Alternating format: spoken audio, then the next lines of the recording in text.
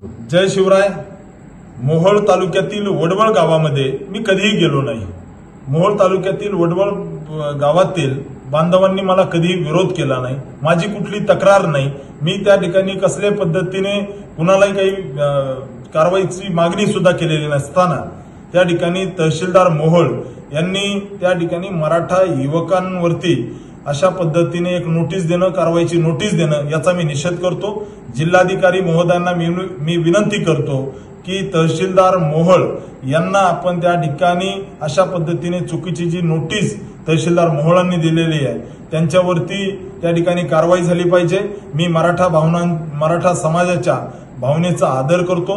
मराठा समाजासोबत मी उभं राहिलेलो कार्यकर्ता आहे। मराठा समाजासाठी मी विधानसभेमध्ये आवाज उठवलेला कार्यकर्ता आहे आणि भविष्यात सुद्धा खासदार म्हणून मराठा समाजाला आरक्षण भेटलं पाहिजे, टिकणारं आरक्षण भेटलं पाहिजे, याच्यासाठी निश्चित मी मराठा बांधवांच्या सोबत आहे।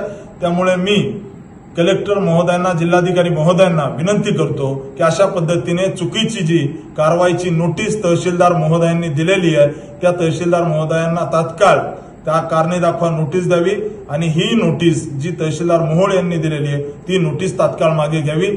जय जिजाऊ, जय शिवराय।